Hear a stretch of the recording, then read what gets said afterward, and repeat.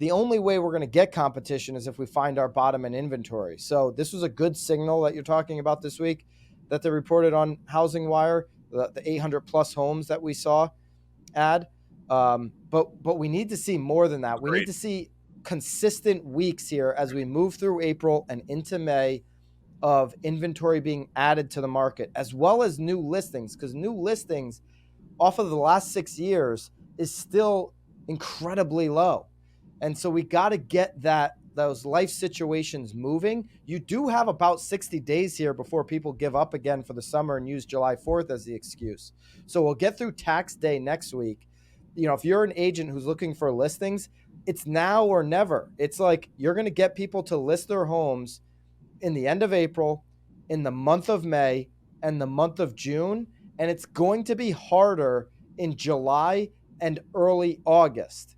And then it's going to be harder in the beginning of September. And then you're going to have a pop again in the fall. That's historically what I've seen when you're talking about a wave of new listings.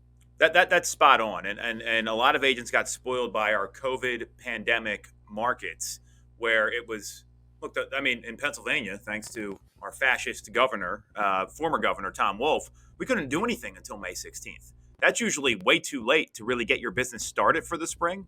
So the knowledge brokers out there that want listings, and Tom Ferry put out some really good content about this today, that he said basically the number one issue you hear every agent talk about is what, Byron? Inventory, right? Yeah. All the time. And a lot of people want to complain about it, but what they won't do is pick up the telephone and make a call. They won't send someone a screenshot of their estimate and say, hey, this looks a little low based on what I'm seeing. They don't want to engage people. They don't want to take your advice from last week and be the loudest person in their office, constantly on the phone having conversations with people. And there's going to be somebody that does that. You and I have been through this personally in our careers, going through especially that 2008 depression.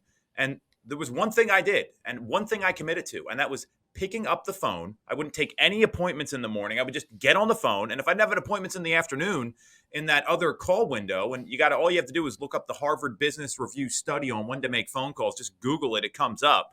It's that green and black chart. You know what I'm talking about. It tells you when to make the calls. Put that in your calendar. It's either appointments or setting appointments. And that is the solution here for people that are listening and the person that wants to be the knowledge broker and take their unfair share of the market. Yeah, for those of you that are agents and brokers and team leaders in the sales production of the business, Tom, you and I can both, because the amount of data we're pulling from Zillow, we can both tell you that Friday afternoons, evenings, Saturday mornings and into the afternoon, and Sunday mornings, call volume is extremely high with home shoppers. So if you're trying to engage follow-up, Monday morning might not be your greatest chance of success. The knowledge broker understands that I'm in the game. It means I'm in the game on the field on Friday, Saturday, and Sunday, because that's when consumers and home shoppers are on the field. And you glazed over, Tom, not intentionally, but you went through it fast. And I want to make sure that people have this in their tool belt, okay? In their Tom tool belt. I like that. Can we trademark it? You talked about the we got to make that the Tom tool belt. It's a phone, a dialer. That's right. It'll be a phone and sunscreen. Yes. So 70. You said the Zillow's estimate. So just taking a screenshot. By the way, if you're on an Apple computer, it's Shift Command 3. It's Shift Command 3 on Apple. Screenshotting the Zillow's estimate of a particular address that you want to engage the homeowner. And then you send them a text or an email with this headline. What's your opinion on this price?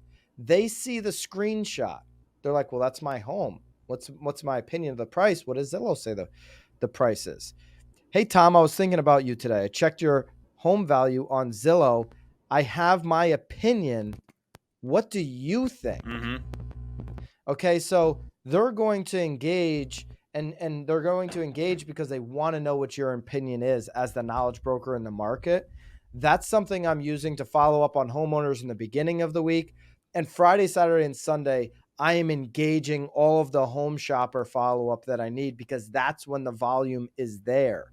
So you've got to pick your spots on which day is the appropriate day for a particular type of follow up. Home shoppers, Thursday evening. It's today, Friday afternoon, evening, Saturday morning. Hey, this one just came out late last night. Don't know if you've seen it already. Mm-hmm. I got a couple spots here on the weekend for you. And you get them scheduled onto your weekend. If you're in the arena, it means you're really focused on these Friday, Saturday, and Sundays as a knowledge broker, as an agent, taking market share in a specific location.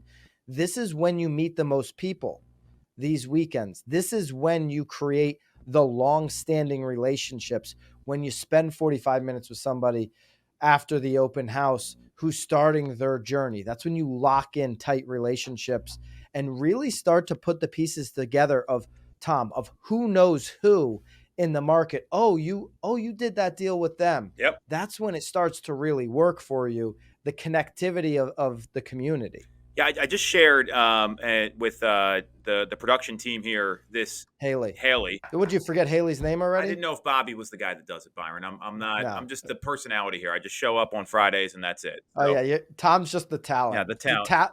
Tommy Talent. If you think I'm the talent, you guys need to upgrade here massively. Bam's got a big problem. So with that, it's the best practices for lead response management by the Harvard Business Review. And you talked about the best days to get people out, the best days to qualify a lead. This is a earlier step in the process when you can maybe set that weekend appointment.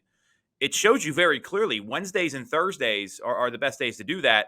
And then additionally, the best time to call people is that morning time period, and then that 4 to 6 time window in the evenings. We say this all the time. This is a study from the Harvard Business Review. So this isn't two schmucks from the Northeast that are just telling you what to do. This is documented and proven, and it's that 6+ attempts in number 4 where that's where you have a higher chance of making contact. So this tells you what to do, and the knowledge broker is going to do it.